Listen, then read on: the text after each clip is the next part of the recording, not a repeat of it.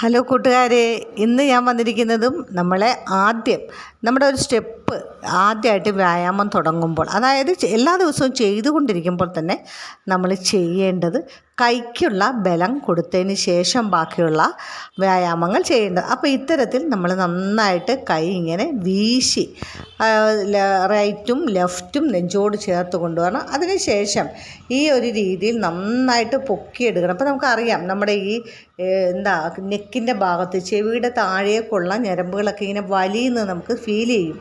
അതൊക്കെ രാവിലെ എന്തൊരു ഉന്മേഷമാണെന്നറിയോ. അപ്പം അത് ഇങ്ങനെ ചെയ്യുക. അതിനുശേഷം വീണ്ടും നമ്മൾ ഈ ഒരു രീതിയിൽ ചെയ്യുക. ഇതൊരു 10 പ്രാവശ്യമൊക്കെ ചെയ്താൽ മതി. നിങ്ങൾക്ക് കഴിയുന്ന അത്രയും ടൈമേ എടുക്കാവുള്ളൂ. അതിൽ കൂടുതൽ എടുത്തു കഴിഞ്ഞാൽ നമ്മുടെ ബോഡി നമുക്ക് വീക്കാകത്തേ ഉള്ളൂ. അപ്പം നമ്മുടെ ശരീരം എന്തിനനുവദിക്കുന്നു അത്രമാത്രം എടുക്കുക. പിന്നീട് മുട്ടുവേദനയുള്ളവർക്ക് വളരെയധികം ഉപകാരമായ ഒരു വീഡിയോ പറയുന്നത്, ഇങ്ങനെയൊക്കെ കാലൊന്ന് പൊക്കി ആ ഒരു ചെയറിലേക്ക് നിങ്ങൾക്ക് വെക്കാൻ പറ്റത്തില്ല.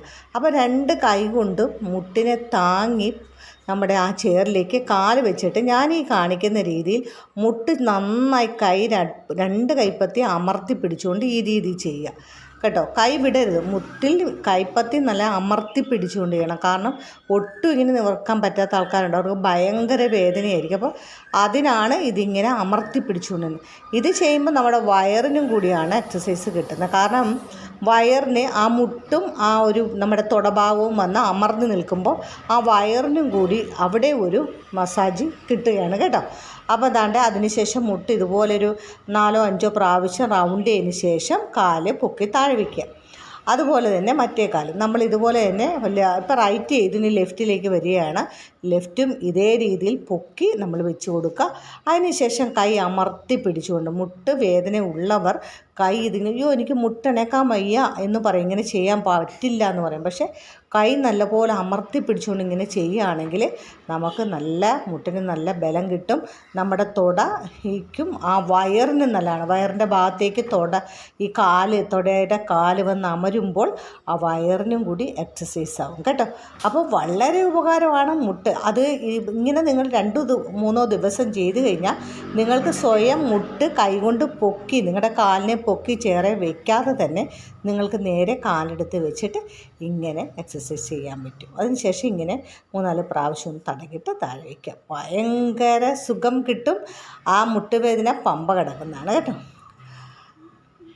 അപ്പം അത് ഞാൻ ഒന്നും കൂടി വ്യക്തമായി കാണിച്ചു തരാം കേട്ടോ. നമ്മുടെ കാലിങ്ങനെ പതുക്കെ പൊക്കി കൊടുക്കുക. 2 കൈ കൊണ്ട് തന്നെ പൊക്കി കൊടുക്കുക. അതിൻ്റെ കണ്ടോ, എന്നിട്ട് താഴേക്ക് വയ്ക്കുക. ഇങ്ങനെ വയ്ക്കുക, താഴേക്ക് വയ്ക്കുക.